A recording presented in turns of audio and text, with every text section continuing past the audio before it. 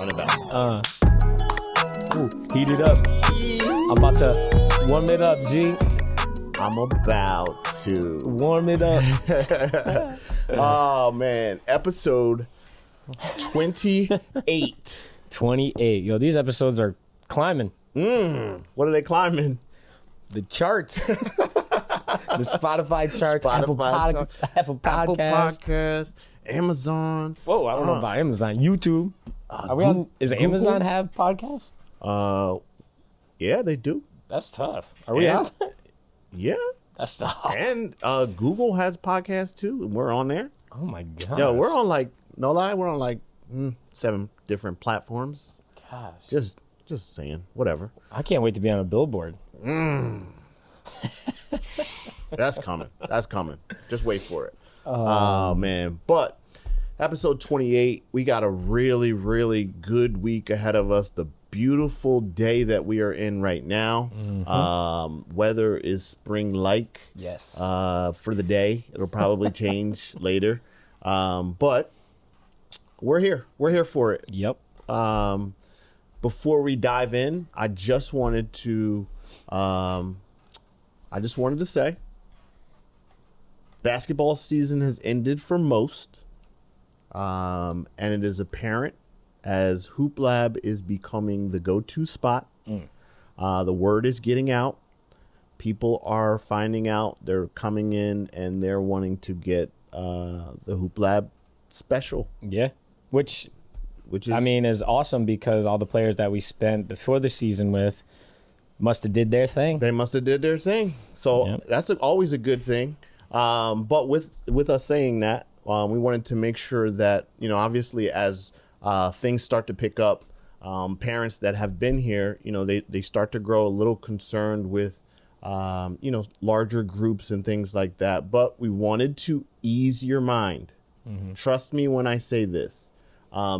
Do not be concerned, okay? And for us to say that, we have to understand where that concern comes from. We understand, right? It comes from the experiences that you may have had in the past with other large groups. And we definitely understand that. So we want to reassure you that we are probably, and I don't want to, pat our back or anything like that, but we're probably one of the best places for large group training. Because we understand how to strategically get the work done so that everybody is still getting their workout. Everybody's still getting equal time. Everybody is still doing all of the things that are going to help develop their game. And best of all, we're showing the kids, we're showing the parents, we're showing them how to train by themselves, right? So everything that they pick up in here, they can take home and they can do it on their own. They don't need somebody to do it for them. So Yep.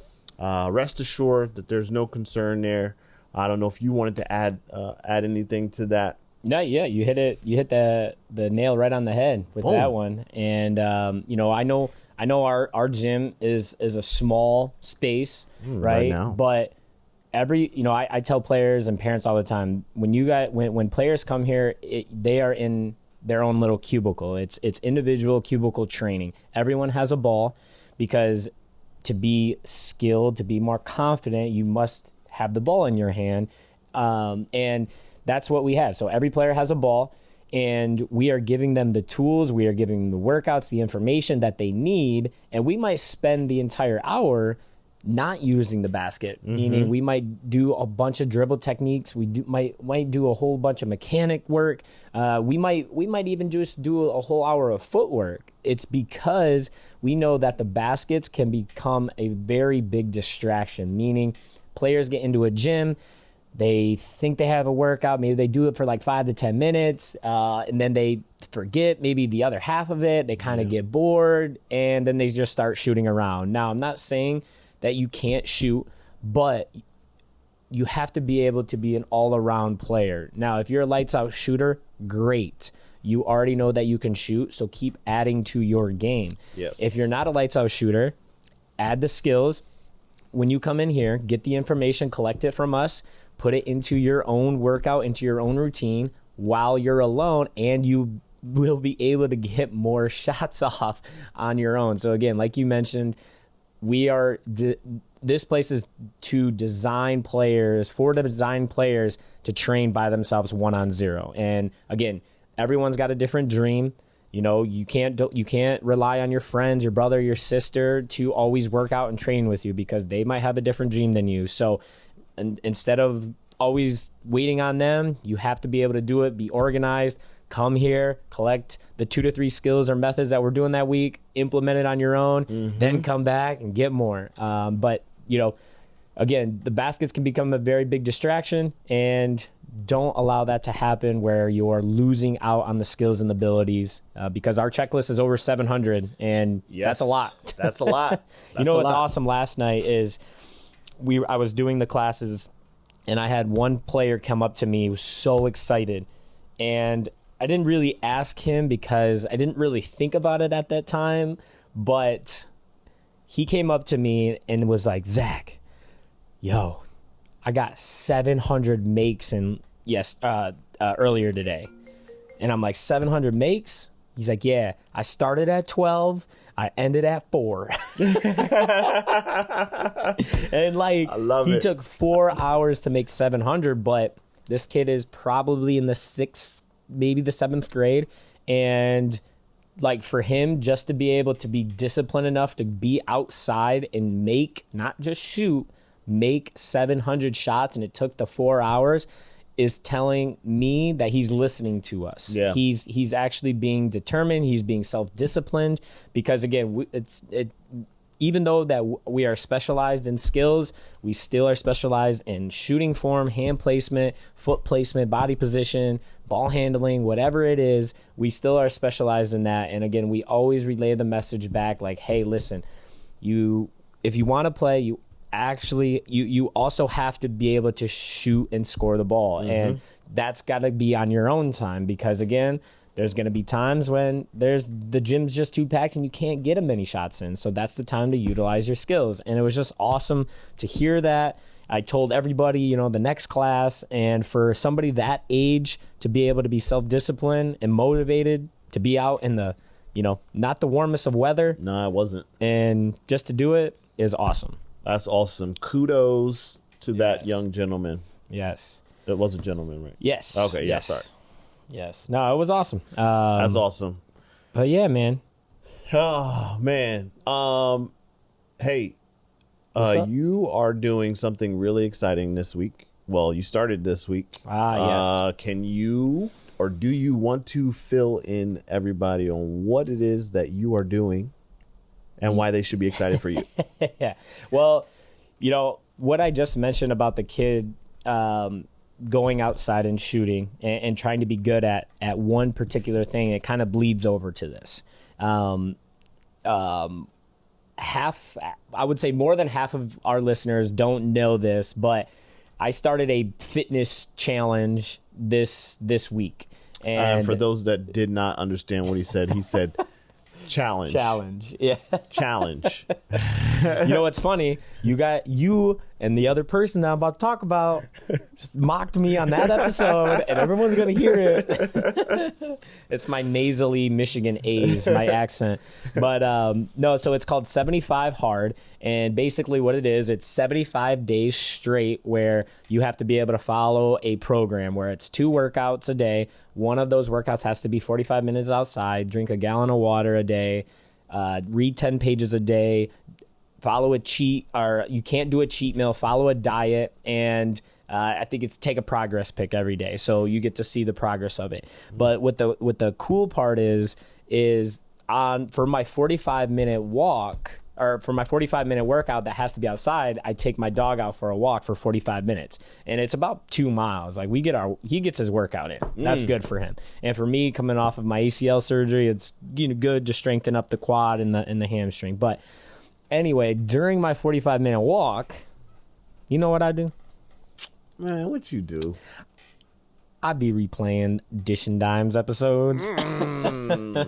Always on play. Oh yeah, but it's really cool because I the first 2 days that I did it, it was I listened to episode 26 and 27, and then obviously this is 28. But I went back and I was trying to find other older episodes that we did in the past, and I came along episode 17, and this is the one where we had the son of John Calipari, who is the University of Kentucky's head coach, Brad Calipari, be a guest speaker on our podcast. And for all of you guys that haven't listened to that, especially the parents, even the players is huge, because Brad was a former player, played 2 years at Kentucky, played 2 years at Detroit Mercy, and just the gems and the details that he gives on that podcast, on that segment of skills training, game training, when to do it, when not to do it,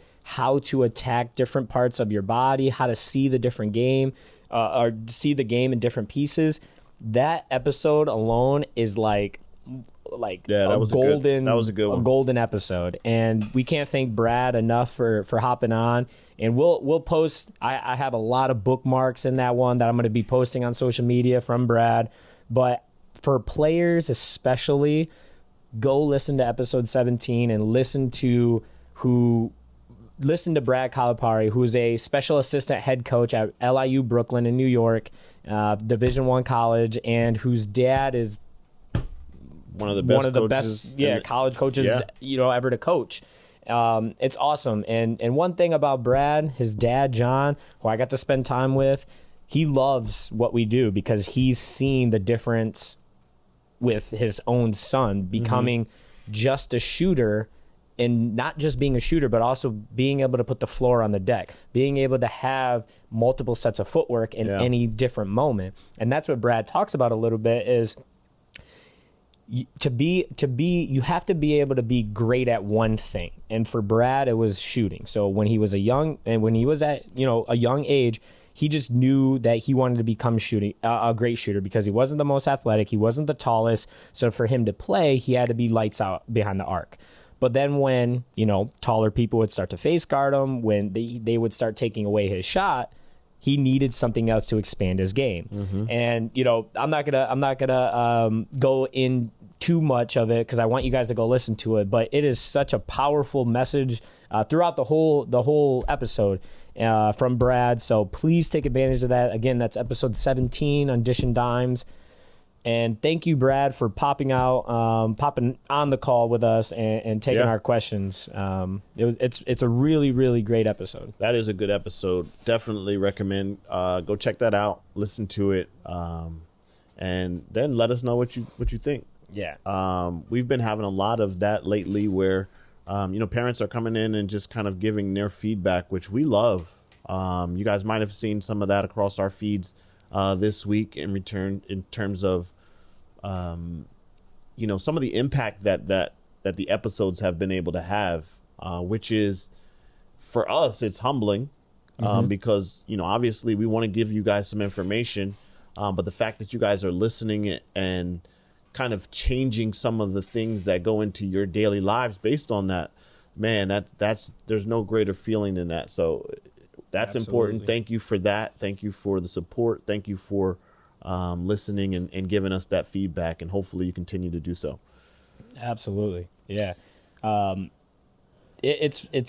don't know if I mentioned it on a previous podcast, but I definitely mentioned to you off air. I've been going to a couple high school games lately, as New Jersey is getting down to the wire, down to the last couple games, and I'm seeing parents that I used to train their kids who are, either juniors or seniors, and their basketball isn't their number one sport. They might be going to college for lacrosse or football or whatever it is, but they're still in that basketball realm. And just for having the parents that I haven't seen, in 3 to 4 years come up to me after the game, and they're like, "Hey, by the way, we love your podcast. We like listening to it. Yeah. We're still avid listeners, and we're getting, more and more details and just the constant reminders of what we're telling parents, not to be so hard on their kids, and how to, prepare as a player, how to have the right mindset and the positive talk. It's really, really awesome. Yeah, that's dope. That's dope. You know, it's something that, you know, again, we wanted to get messages out there. We didn't know how far it would go, but, you know, this podcast is constantly getting out to people around the world. It's really awesome. Yeah, other trainers are reaching out, which is cool. Yeah. So yeah, no, we definitely appreciate it, and we'll continue to try to give you guys the information, as much information as we have, and as much information that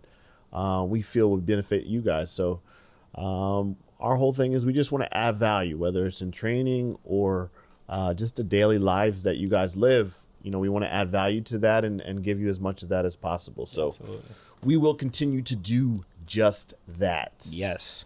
So any, you know, that was a little off, but before we dive in, do you have any big news?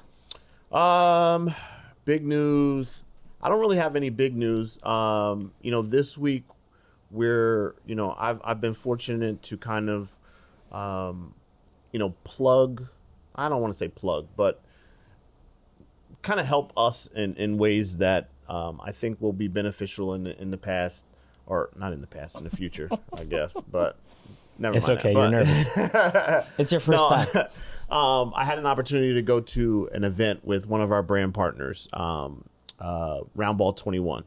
That event was awesome. There were tons of influencers and different people in the basketball community and just art community that do so many different things. So shout out to them. Look for us to do more with them in the future. We're looking forward to that. Zach was kind enough to take over the classes while I went and did that. But look for us we're definitely going to hit the road and do some things with that coming soon. So pay attention to that. Thank you to Roundball 21. Jasmine and all the folks over there. So, yeah, that was an exciting thing. But yeah, that's awesome. They have really cool basketballs. Oh my gosh, the basketballs are I love everyone that they come out with. Yeah. So, and they stand for something good. I have yet to kind of talk about it, but they have a mental health ball that really, really, you know, we stand behind because we've talked about it on the podcast before, and that ball.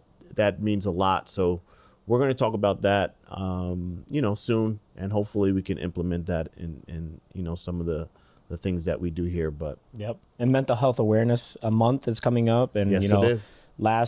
A couple podcasts ago, you know, we had college players on it talking about it, and you know, we like you said, we stand behind it, and we are big on that. And you know, the basketball itself is awesome. I'm not going to talk too much about it. I don't want to give too much away, but just the idea behind it, what you can do to that basketball is amazing. It's awesome. Yeah. So, but yeah, that's the highlight of my week. But man, I can't wait to, you know, get back into training this week and do what we do. Yeah. So before we start, we have so previous podcast, episode 27, we talked about a couple accomplishments from players that we've been around training, and they've entered the 1,000 club, and we actually have another player. What? And that's 4,000 points in 2 weeks. That's no, that would be 5,000. Well, we didn't really change. Jax Wilson from Sparta didn't come here. But yeah, that's true. But we did talk about it. We'll talk about him. We talked about 5,000 points. 5,000 points. But yeah, so we have another member of the 1,000 point club, Miss Danielle Williamson, out of Staten Island, out of St. Joseph by the Sea. Danielle got her 1,000th point last week on a right-to-right layup, and she's a lefty. I see you, D. Man. Quick little story on Danielle. When I first moved to New Jersey, I moved in with, happened to be one of the gym owner's brother-in-law. So the gym that I moved out here for, the brother-in-law was kind enough to open up his home, let me stay there for a couple months before, you know, I got situated with my own place. But I think you know, everything happens for a reason. I met Mike, who happened to be related, family ties, with Danielle. And we actually went, after training one night, we went to Top Golf for a birthday party. And which was amazing because Steve, Danielle's dad, Christine, Danielle's mom, and Danielle were all there. And, you know, me just moving here, I knew nothing about anybody, right? And I was wearing my basketball training jacket, and they happened to notice him. And the entire night we talked about, you know, basketball and what I do and what our training involves. And ever since then, Danielle has started training with us 5 years ago, and I still have videos of her being a little peanut, little short nugget. And, you know, just to see from how, and she wasn't not skilled, but she wasn't as skilled as you see her now. Yeah, the growth occurred. Oh my gosh. And for them to live in Staten Island, which is probably takes around maybe an hour where they are from, maybe an hour 15 longer with the bridge traffic, for them to sacrifice Steve and Christine, her parents, to sacrifice, you know, after work hours, sacrifice their nights to drive Danielle down to train with us. I mean, the parents, that's what Danielle wanted to do. The parents accepted that. They you know, they gave her the tool, you know, the tools that she wanted, the opportunities, and they didn't force her to go, which I'm basically trying to say. They never harped on her. When we would work out, they would stay quiet. They would ask questions after, but it was questions not meaning like, hey, why did you do this? You know, it was questions of like, hey, you know, when Danielle's in the game and she does this, how can she do this? It was, you know, it wasn't like, hey, when is she ever going to do that in a game? It was just like more of a learning process throughout everything, because, again, she was about in the 7th grade. And, again, no one really cares about your 7th grade year. No. Nope. And that's the time to develop. And for her to be a junior right now in high school and just get her 1,000th point with the pandemic where she didn't play and she didn't play her. Yeah, New York didn't play. New York never played a high school game. So she sat out her freshman year. Last year as a sophomore, they actually won the state championship. This year, they're on their way to win another state championship. So she's played a total of 2 years, collected 1,000 points, already is a state champion. And it just shows you that all the work and all the grind, not even just with us, with other people, that it's paid off. And, you know, kudos to Danielle, kudos to her parents. And I'm so happy and proud of her. And she's got one more year left. Absolutely. That's the crazy part. Congratulations, Danielle. Man, it's great to see you grow. I've absolutely had an opportunity to watch her grow as well, just from her days at I'm Possible. But that is one of those things where, you know, 5 years ago we would have said, man, I can't wait to see her junior year. You know what I mean? Mm-hmm. And to actually see it is now like, it's funny because we do the same thing now. It's like we have our 5th, 6th, 7th graders and we're like, man, can't wait to see them in high school. Do you know what I mean? So, you know, those days do come, and when they do, we definitely appreciate them. But I didn't want to skip past one of the things that you said.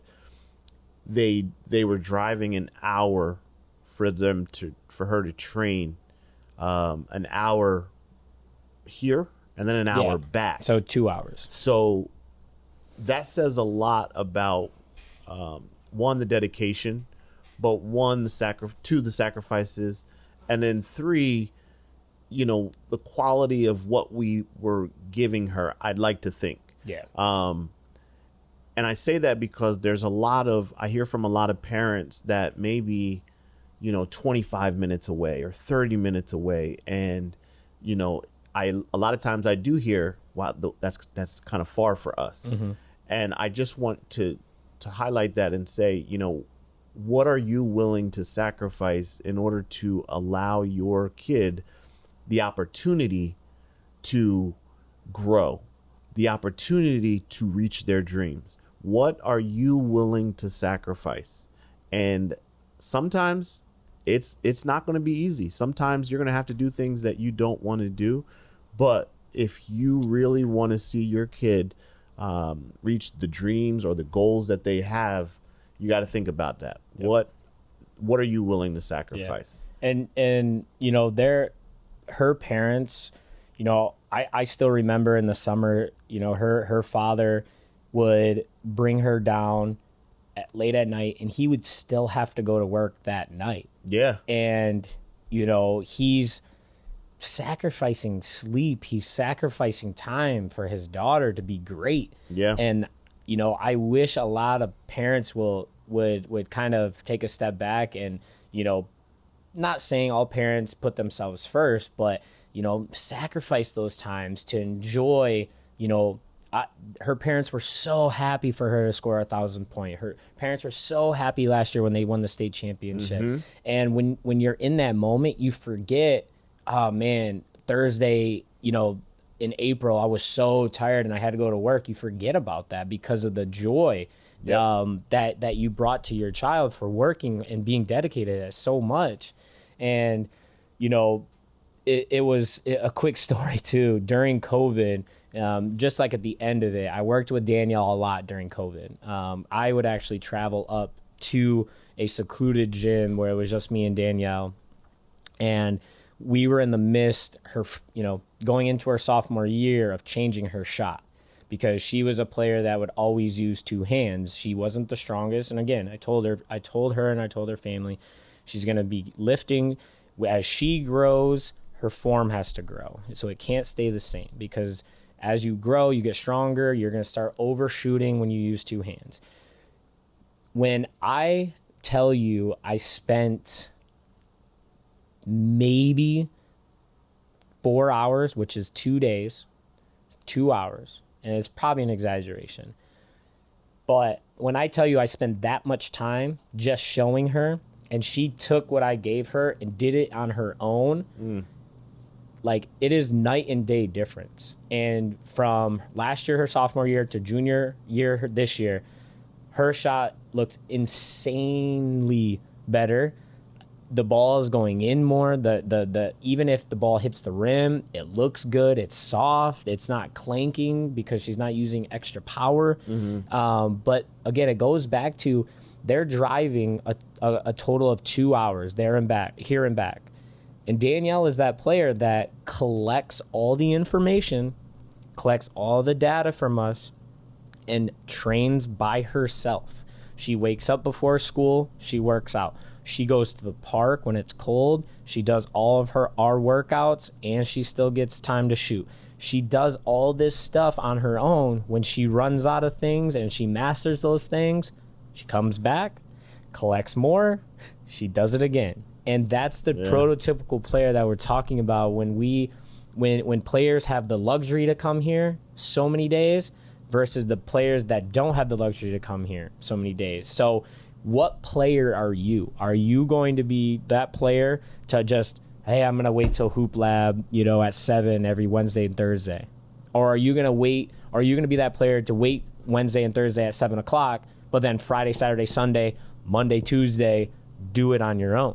Mm-hmm. Because there's a difference. And, if anybody needs an example, Danielle is that example. It's amazing. And, for her to be where she is, having one more year in high school, it's awesome. Yep. No, that's good kid, hard worker. I mean, it says a lot. So to see her get that 1,000 is definitely rewarding in more than one way. So kudos to her again. And before we start, we have one more player to highlight. Let's do it. Not in high school. Let's do it. At the collegiate level. Let's do it. We have a member in the 1500 club. Miss 1500. Miss Gator herself. The Gators. Miss Leilani Correa. Yes. Did I say that right with the tongue roll? The tongue roll. Correa. I like that. Correa. Yeah, no, Leilani, surpassed her 1,500 college point the other night. And again, another player that just, I remember when I first moved here, she was working with Bryce. And, Bryce has stories of when she started that she couldn't even walk, chew gum, and dribble at the same time. And for her to be so dedicated and her family to be so supporting, she changed their game, in the skill enhancement world because of the skill enhancement world and obviously other workouts. But this is the workouts that were challenging to her, that really pushed her limits. And again, like all the rewards and the accolades show because of it. So congrats. Lonnie Legend is what I call her because I just call her Lay, but congrats, Lay. But no, that's awesome. Yes. Man, to think we didn't even start yet. I mean, we did have a lot. I mean, I think just doing what we're about to do, and we can kind of hold off, I think is a great point. We've been on kind of the parent realm, the parent route of not being so hard on your child, and I came across this clip from who's it from? From a player that you guys maybe might know. I don't know. I don't know if they know him. I don't think they know. Should I do what they do? Like, starting at. A certain individual that goes by the name of Michael Jeffrey Jordan. Not the GOAT. In my eyes, the MJ, Air Jordan, his airness. Wait, when does that movie come out? Is that Air? Yeah, I don't know, but I'm so pumped. Yeah, it's like soon, dude. It's awesome. Do you see all the actors in there? Yeah, and the actress. I forgot who plays his mom, but she's so good. Oh yeah.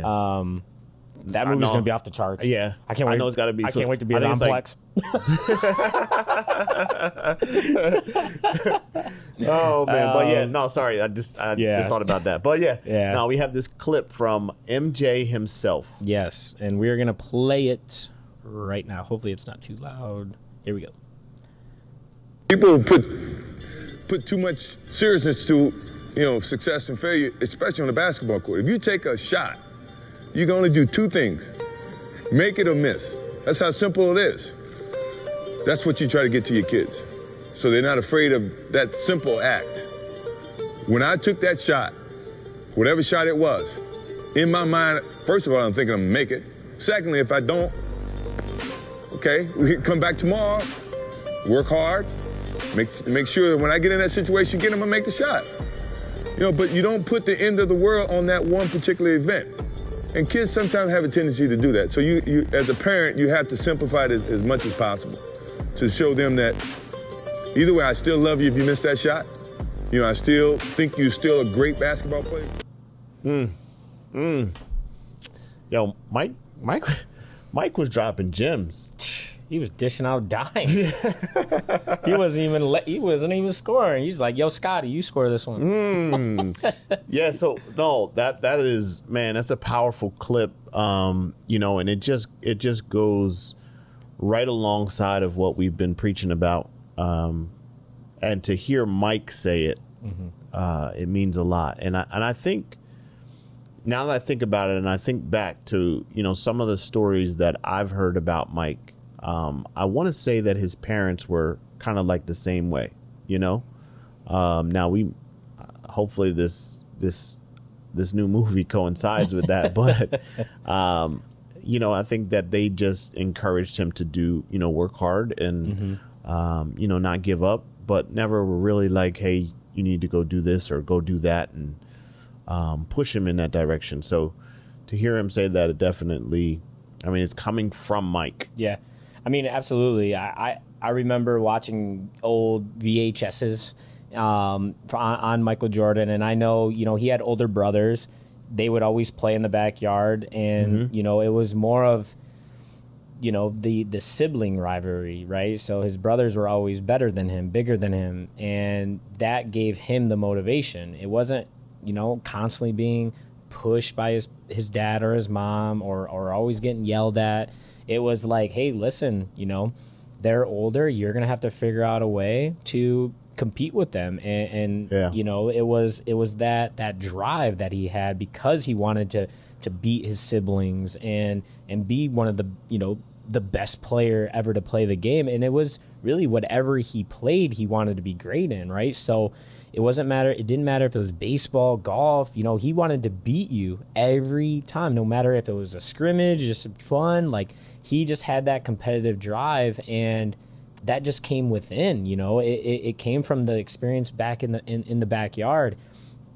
And that just goes to show you, you know, his parents, like you said, hopefully the movie doesn't steer us in the wrong way, but they were always there supporting him. Yeah. And he's giving out that same message to parents to simplify things. You know, I still see a lot of parents today, like, if a kid misses a simple shot in training, or they didn't dribble on the dot like they were supposed to, just on like a couple times, their parents overreact and they flail their arms in the air like it's the end of the world. Yeah. And you just have to just remind yourself as parents, like, everything is a learning process. It's okay. And you're gonna mess up. It's not the end of the world. You know, as you say that, I think back to, you know,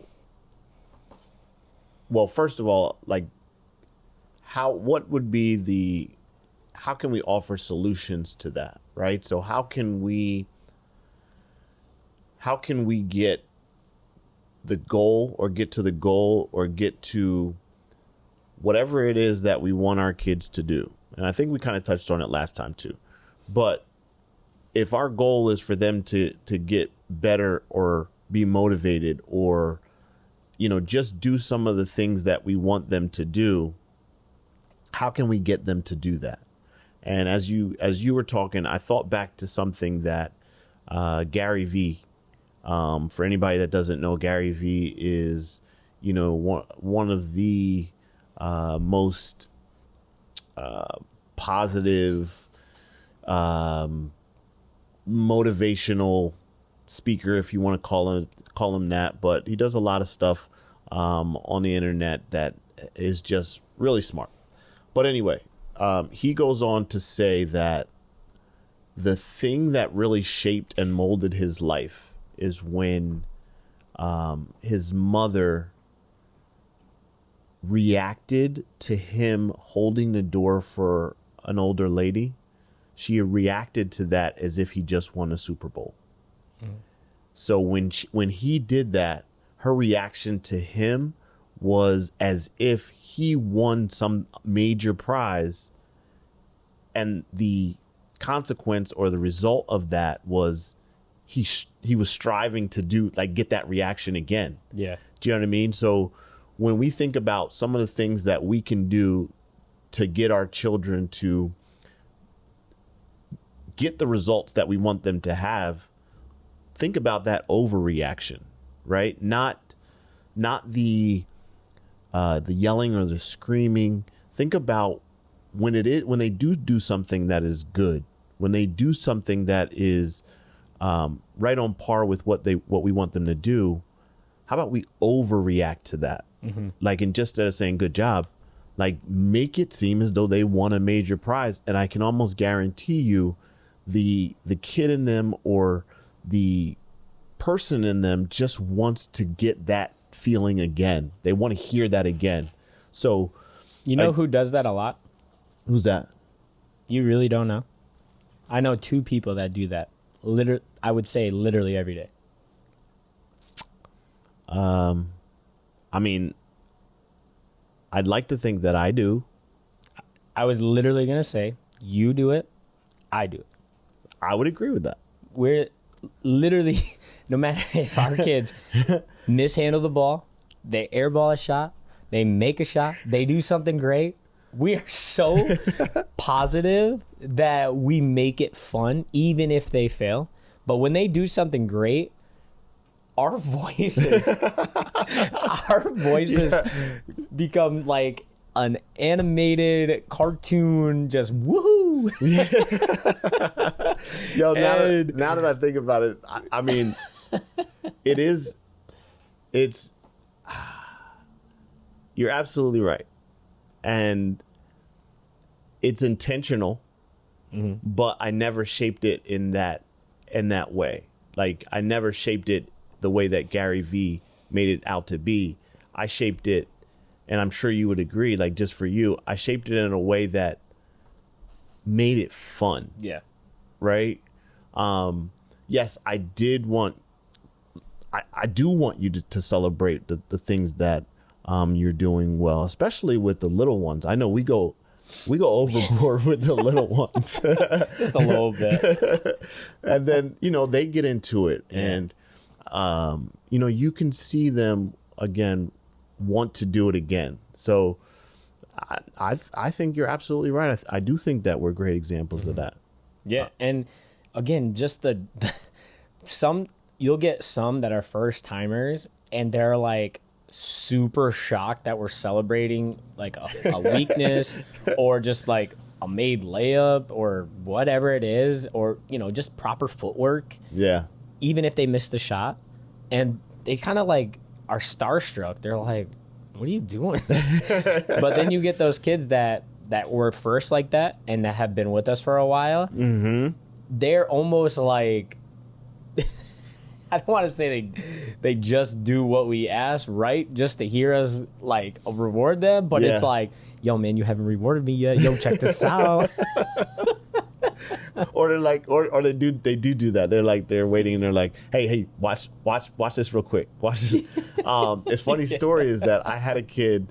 So like when I'm trying to like get them pumped up, one of the things is though I'll start making like these scrunchy faces, and I'll be like, do that thing. You know what I mean? With these scrunchy faces. So like maybe like 2 weeks ago, I had a kid in the class, and I was encouraging them to tell their partners to like get motivated, like cheer them on.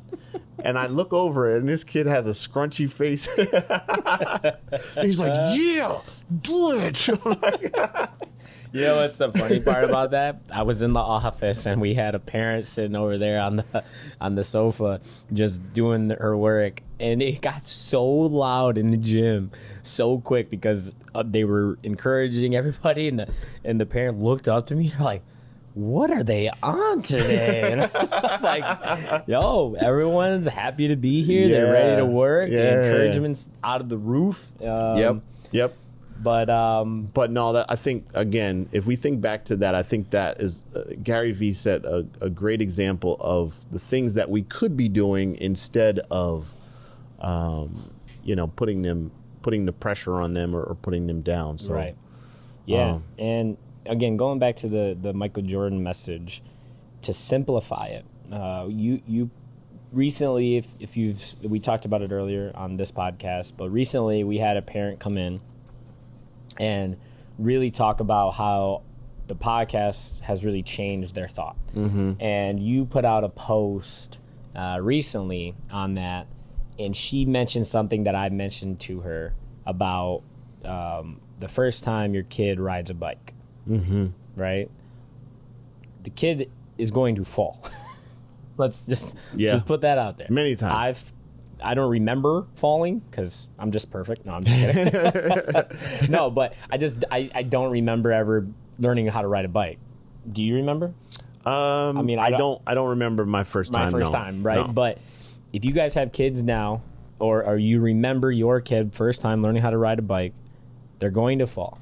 So you give them encouragement, or maybe you cheer them on because they took 2 pedals, or they took a pedal, right? Or they got a full cycle, and then they fall, and then you just tell them, hey, shake it off, get back up. You got 2 that time. Let's try to aim for 3. Yeah. So it's the same. It's got to be the same concept as in basketball whether you're in the game, you miss a shot, hey, it's okay. Not yelling at them, because would you yell at your kid for falling off of a bike? No. So you can't yell at your kid for missing a shot. You're absolutely right. So that's where it goes back to the clip of Jordan saying you have to simplify it. You have to think about other aspects of life, and you have to give them the reassurance of, hey, it's okay. Failure and mistakes are gonna happen. Everybody goes through it. And you just have to kind of remind them. You have to reward them. And at the end of the day, you have to tell them, no matter the outcome, you still are there. You still love them. Yeah. And they can, and just be sure that they can come to you with any problem they have. Because if they're not, there should be a red flag in your mind somewhere of, hey, you know, I don't know why they're acting strange, or they are acting strange, and why aren't they telling me? It's because they don't want to get yelled at. They don't want you to feel ashamed of them and just bash them. So, Yeah. you know, you have to let them be open and be communicated to you. That's the message that I keep taking from that clip from Jordan. Yeah. And I don't have my own kid, but I train a lot of kids, and I feel like, you know, I would treat the same kid or the same player of any age like I would, and that's how I attack it. Yeah. And as you're talking about that, another example that I'm sure parents can relate to is, and I don't know if you've seen this before, but when parents are teaching their kids to walk, right? Their babies to walk, or they're walking for the first time. Any parent will tell you, like, as they're taking those steps and they fall, or not even that, like any time that they fall and they possibly could be hurt, your overreaction startles them, right? So if that kid falls and now you're like, oh my gosh, oh, are you okay? What does the baby do? The baby starts crying immediately, right? But on the flip side of that, if they fall and you go to them and you're like, oh, what? Oh my clap. gosh, yes, good job. They're like, the reaction that you get from that child or that kid is completely different, right? And I'm sure every parent that may be listening can relate to that. So think about that natural reaction never leaves them as they continue to grow. So again, going back to what we said, if we can give them, if we can simplify it, if we can let them know, hey, it's not the end of the world. Like Mike said, it's not. You're still going to go back and do it again tomorrow. Yep. Then, our result or the end result is going to be a lot different. And for the players, again, when you shoot the ball, you have there's two outcomes. You make it, you miss it. So those players that miss a shot and are like, and like the end of the world is just happened, especially in training, you're getting reps, you're going to get another shot. It is okay.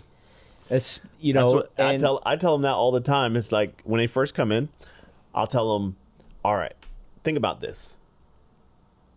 If you're dribbling and you lose the ball, what are the two things that are going to happen? One, you're going to go get the ball. Two, you're going to come back and start again. Yep. It's like there's no other part of that, right? So don't be afraid to make that mistake, and don't be afraid to fail, because it's not.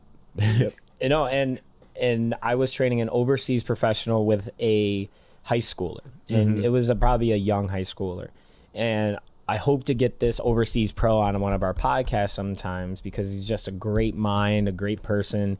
He's been through a lot. He's been to the NCAA Final Four. And during that workout, that I'm sure the high school kid wanted to impress this particular player, but he went on a span of like, 2 to 3 misses in a row. And then the frustration or maybe the embarrassment started to come out. But what I really took away is, the overseas pro telling the younger athlete, the younger player, hey, it's okay. You're going to get another shot. Think about the next shot. You're going to get another shot. You're going to get another opportunity, especially in training. We're not playing a game, right? So, yeah, in the game, you might get another shot, but it might be for a while, right? Because of the offense, because of the players, whatever it is. But when you're training, like you said, you get your rebound, you do it again, you get another shot. So just to have that, take that piece out of what MJ said, you're gonna get you have 2 outcomes. You make it, you miss it.